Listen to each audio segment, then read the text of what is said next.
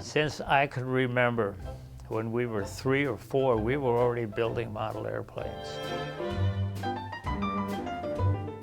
You just gave it a little push and out it'd go, and then you'd watch it and then say, oh damn, there goes my 25-cent kit.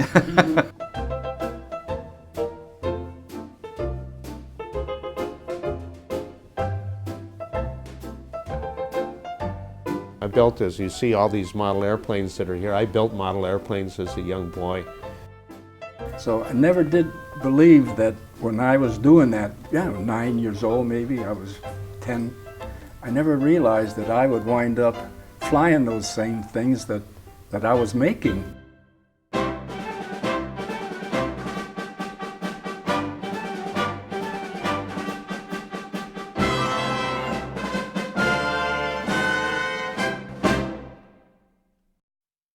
In 1929, America's fascination with flight had reached fever pitch.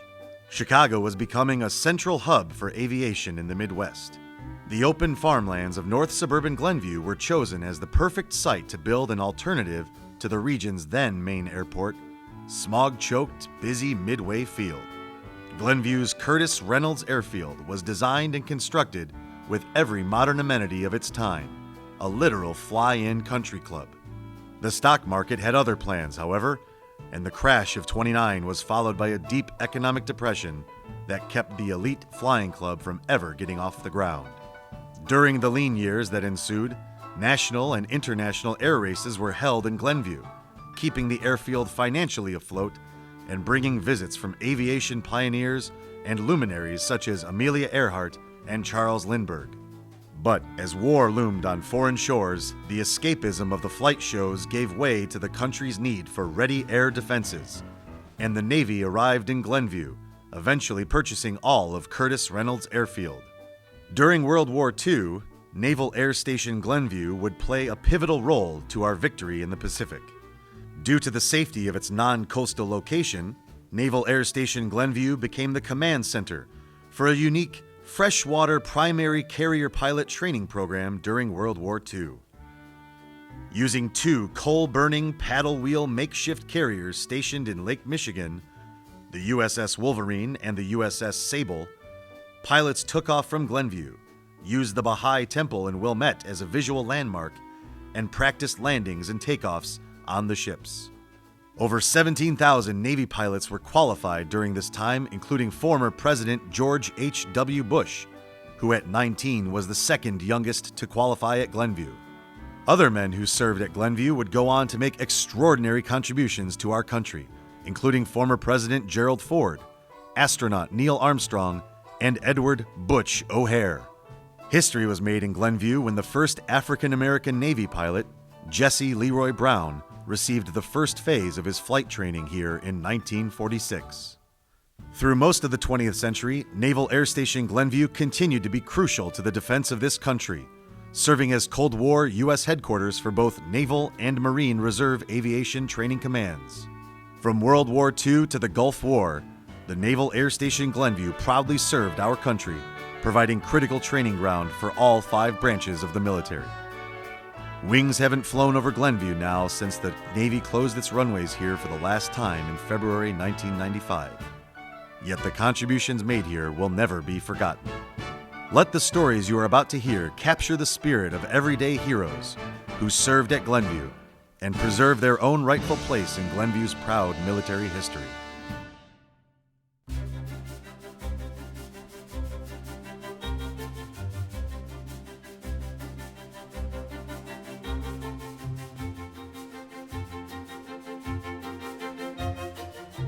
Well, first thing I told them when I became 16, I was going to join the Navy. But they wouldn't let me join the Navy at 16, so I got my mother's permission to join the Navy. And she says, if that's what you want to do, that's what you're going to do. I was sort of the youngest in the group, and so they just, they all left, and I said, so I joined the Navy. Well, the war started, and I was in college. I was not quite through 2 years. It was just about 1 year. And the advertising came out, broadcast about that Navy was looking for Navy pilots. I took the test, and it was quite easy. It was not that hard. You were not so. So I was accepted for flight training. And a month after I was 17, I joined the Navy and really grew up in the Navy. I enlisted on what they called a kiddie cruise. If you went in before your 18th birthday, you were discharged a day before you were 21. So I served 3 years and 11 months. And in those days, the voting age was 21, so I had been in the Navy almost 4 years and still wasn't eligible to vote. Young servicemen with dreams of flying were required to complete several weeks of ground school before ever seeing the inside of a cockpit. Winning their wings would take about a year. Qualifying to be a carrier pilot required 8 successful takeoffs and landings upon an aircraft carrier in the sea. This captain was our flight leader, and he was only going to check us out on the carrier. He took 4 of us out, and he told us on the radio, he said, "Now I want you guys to look good because there's a lot of Navy guys here, and that Navy ship is going to watch you guys like a hawk." Okay. Anyway, we went out to the carrier. I didn't know where it was in the Atlantic somewhere, and we flew out there. And I thought, why wouldn't they be up closer? Well, they just wanted us to learn how to get there. Navigate out to the ship. Navigate out there, yeah. Sure. So the pilot, the skipper, the guy that was leading us, he's number 1, and I'm number 2. And then the second section leader is 3 and 4. Right. So the two go around, and we come off first. So he broke over, and as he's turning to go into the carrier, I had to fly around one more time. Otherwise, I'd be too close to him. Right. So he's telling me on the phone now get in there tight, and stay and watch me, and see the way I'm coming aboard, and you got to come in and then straighten out. I'm making my turn, and I'm coming around, and I see a big splash in the water. He spun in. Really? The pilot. This experienced pilot from Guadalcanal and everywhere else, he's telling me how to fly on the carrier. He got so tight, he wanted to put on such a good show with the carrier people, he goes in the drink. Oh my gosh. So, well, he didn't get killed. He just okay. splashed the Corsair. It was like a sled. Well, he wouldn't come out of the ready room to see us. He was so embarrassed. So I never saw him before. Never saw him then and ever again. I liked jumping out of airplanes. Well, it's a lot of fun when you're 18 years old. It's very exhilarating, and it gives you a good sense of accomplishment, knowing you've done something that, of course, now sport parachuting is very popular.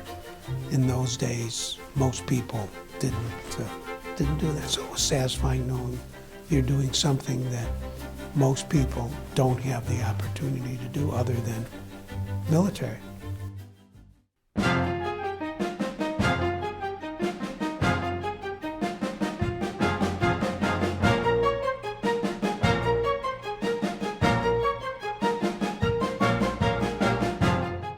Do you think war is like Hollywood? Everybody comes home, Mm-hmm. Far from it.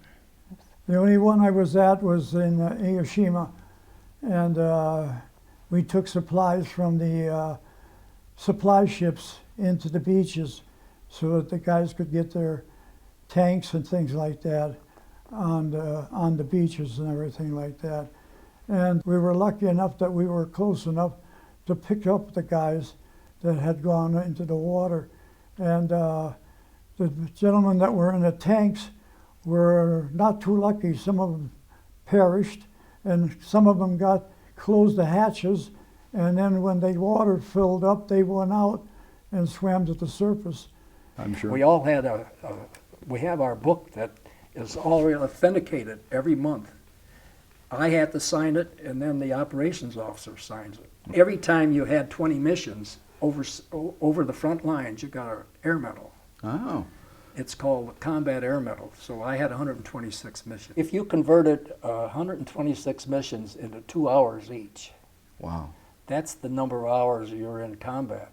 and you're bound to get shot at, and nobody likes you. I got the DFC. The Distinguished Flying Cross. That's the one on top.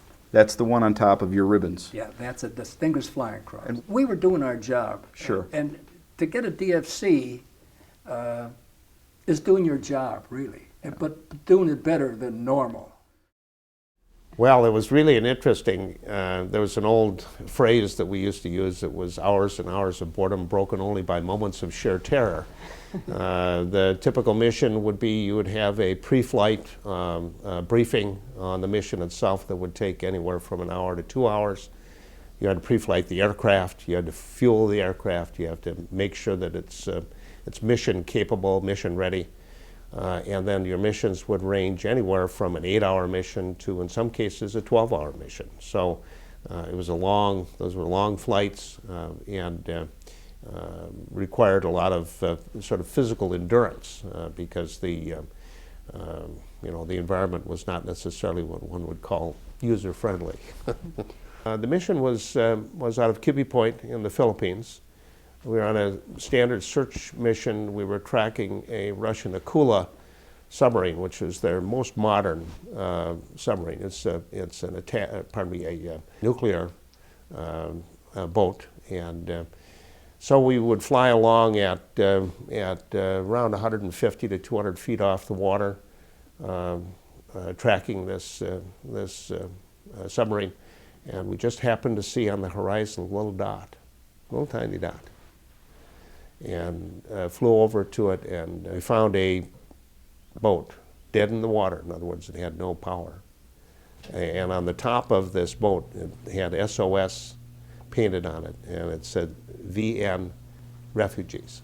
Then we went out in the sea lanes, were able to find a container ship called the Andersmarsk, Dutch ship. And then we dropped flares in the water to guide that ship out of the sea lane to pick up those refugees. I was on a CAP, a Combat Air Patrol. I was circling. They called me and said they have a mission for me, and if would I take it? They had this big cruiser out in the ocean. I never saw it. It was so far out that they had a mission that they found an ammunition depot that the pilots couldn't find. And their intelligence found it, and it was underground. I said I would watch them, spot it for them. So they did. They did a terrific amount of barrage. And they told me to stay below 6,000 feet. And I wanted to stay as high as I could because I was way up north. Yeah, and they're shooting at you from the ground. And black puffs were coming all over the place. Flak was in the air. Black and white. You can tell the difference. Really? Different guns, yeah. After I saw what they did, they wanted me to go down and count the MIAs. So go even lower. KIAs. Sure.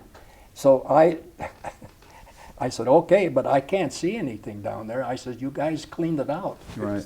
It's 100%. I gave them 100% coverage for the target. Wow. So they said, well, go down there and see what you can see. So I went down there and I didn't see anything. So I said, I'm assuming that you demolished the whole place. Right. And it looked good. It was all So you were the only pilot, the only airplane I was the only one there. that was spotting for that. That's right. During World War II, Naval Air Station Glenview was fully enveloped in training carrier pilots who were crucial to our country's defense in the Pacific. Thereafter, the base became the U.S. headquarters for Naval and Marine Reserve Aviation Training Commands, a vital station tasked with protecting both U.S. coasts. The base was a flurry of activity with many reservists living and raising their families right here in Glenview. It's a good, busy base in a good location and a lot of things to see around the Glenview area. Several hundred of us would commute to Naval Air Station Glenview, and we lived in the barracks. And it was a bit rustic, I guess you could say, because the barracks were built in World War II, so they were a little roughshod. We would get on the plane and fly to places like Brunswick, Maine, or to Moffett Field in San Francisco, and then perform a mission on Saturday and Sunday in support of the active duty squadrons that were serving that area. and then come back on Sunday and go home.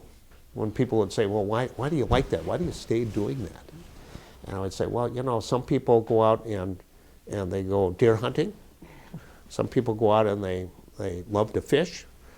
Some guys like to hang around with their brethren, right, and play cards, smoke cigars, right, drink beer, watch TV, go to, right. My friends and I go out and hunt submarines. Wound up coming over here for 22 more years every reservist, you know, the weekend warriors, where you did 44 days a year on the weekends, 1 weekend a month. Then you had 2 weeks of active duty. And I actually did more traveling in the 2 weeks than I did the whole 4 years I was in the regular Navy, because we did as many as 8 countries in the 2 weeks while we were overseas, hauling cargo and passengers. We did everything from Red Label Gears munitions to bands and choirs, and even bringing back some of the AWOL fellas. And it was a pretty interesting time, and the camaraderie, we still get together over here at the Little Villa for a reunion every year. Well, my orders read, report to the commanding general at Glenview Navel Air Station for further duty. They didn't say what, they just said for further duty. And I checked in here and the general wanted to see me. And he said, were you ever a commanding officer? And I said, no, sir, I was an executive officer of VMO 6. He says, well, you are now headquarters squadron CO. Wow. Right here, Glenview. So you took over as CO. I took over as CO.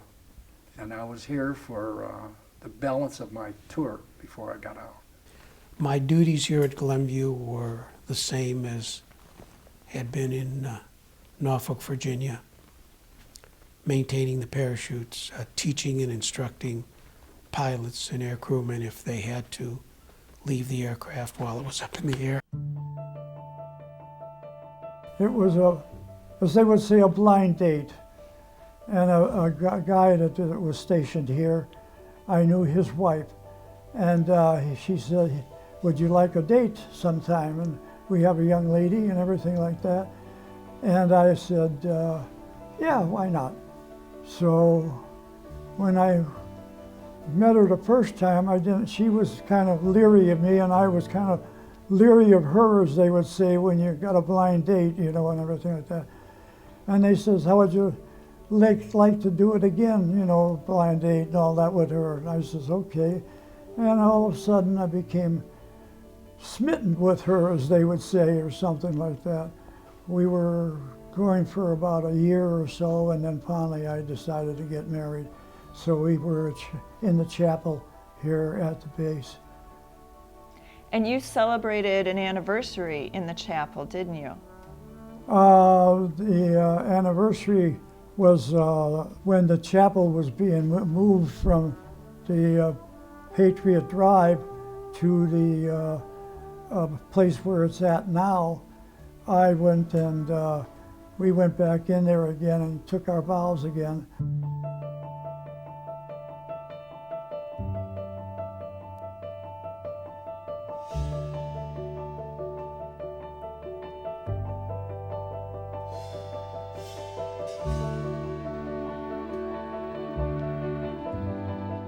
When I came back, it was really a very sad time, because it's like I was the only one that came back.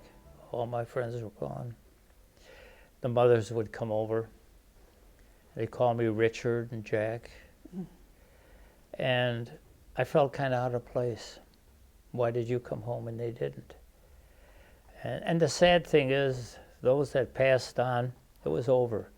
But for the families, not until they passed away. It was with them the rest of their life. And that really is sad. I remember, you know, they always wanted me to give talks about things, and I said, no. I said, one thing is, remember this. The price of freedom is a great one. And you have to be stronger than those trying to take it away. And you have to be constantly vigilant. Even an animal eats and looks around. Constantly prepared. I had a hard time becoming a civilian. Why is that? Well, in the service, you tell somebody to do something, it gets done. Civilians don't think that way. Who is this guy to be telling me what to do? So I had a hard time overcoming that. I did after a few years. I got over it. After I was discharged from the Navy in 1960, I started college and at William and Mary in Williamsburg, Virginia. And after my second year of college, Vietnam got hot. And both my parents had been immigrants, and I really felt maybe I owed this country a little bit more. So I went back. The Marine Corps taught me 4 things. First of all, you have to be very formal in your actions as an officer. You have to be fair with your people, and you have to be firm. And the last thing is you got to follow the regulations. So the 4 F's for a Marine officer is what he's taught right from school. The military is, in many ways, probably our best example of devotion to country. And that carried over in many ways into my civilian life with leadership in a variety of different roles to help the community do better. And you always want to leave the world a better place, paying it forward in many ways. Not necessarily that you get any sort of individual recognition for that, but it's that self-satisfaction that you've done something that's important to make people have better lives.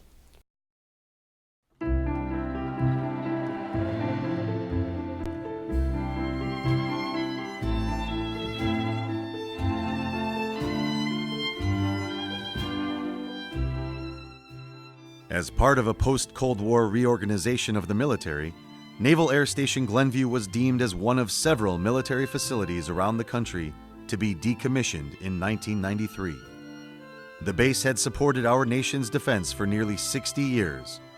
For the men and women who served here, and for the entire community of Glenview, it was the end of an era. We had a decommissioning ceremony for the squadron in October of '93, which I attended, and it was a sad day. The last flight was a routine weekend to take passengers from Naval Air Station Glenview up to the Minneapolis-St. Paul International Airport. They were people who, again, you think about this, it's 23 years that people commuted from places like Des Moines and Minneapolis, St. Paul, and Fargo, North Dakota. And so it was sad because they were going, right? And sad because this was my last flight. So I had over 3,500 hours of flight time. That's a lot of flying, and miss it terribly. On February 26, 1995, flight operations at Naval Air Station Glenview ceased when the last 3 P-3 Orion patrol aircraft crews made their way down the runway for the last time. One by one, the planes took off into the overcast skies over Glenview, and as they made a final pass over the base, each plane dipped its wings in salute and flew away forever. On September 30th, 1995, Naval Air Station Glenview was officially closed. The Navy turned the miles of runways, land, and buildings over to the village of Glenview. The village accepted the land along with the role as master developer and went to work to create a plan to reuse the land for the interest and benefit of its residents. The result was The Glen, an ambitious urban-style residential and commercial development project that now houses more than 2,000 upscale homes, retail shopping centers, recreation facilities, and public parks. In the Glen Redevelopment Project mission statement, the Village of Glenview committed to accomplishing this by redeveloping Glenview Naval Air Station that recalls its rich history. A small group of veterans and patriotic citizens were among the founding members of Save the Hangar, an organization formed to holding Glenview to its promise of preserving the history of Naval Air Station Glenview. Despite their efforts, 80% of the original buildings were demolished. Developer Oliver McMillan did agree to preserve the control tower in the original Hangar 1 building by working it into the architectural design of the Glen Town Center. The original Hangar 1 is now listed on the National Register of Historical Places. A small retail space was offered at a reasonable rate to the Hangar 1 Foundation for a modest museum that opened in 2003. Less than a year after they opened their doors, the museum was forced to find a new location. It's now located in a small remote warehouse building on Lehigh Avenue, which serves as a makeshift museum housing the thousands of historical documents and artifacts. Von Maur decided he wanted to buy an airplane and put it in Von Maur department store. So they looked around for a plane that would get in there. So they decided on the Stearman. And they bought the Stearman and they brought it up from Louisiana. It was flyable. It was a crop duster. Really?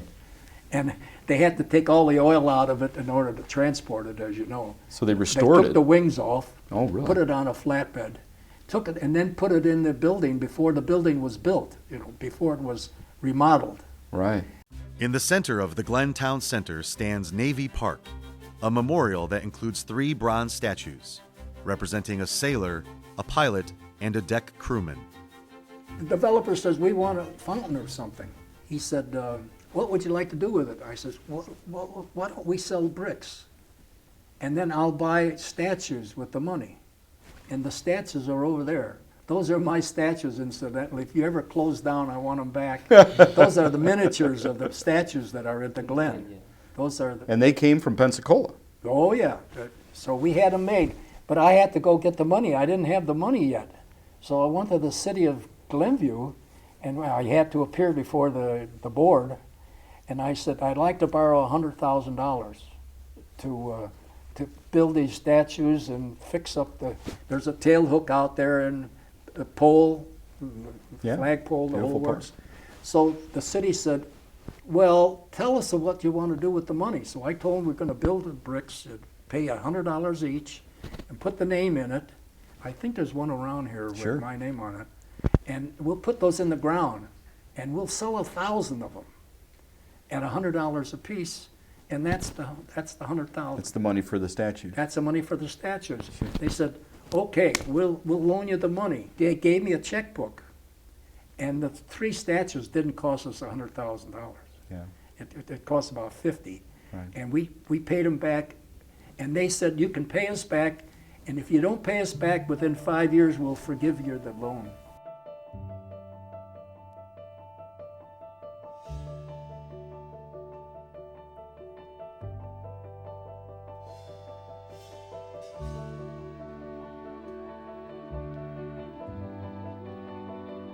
I've always said that if it wasn't for the Second World War, this would be O'Hare.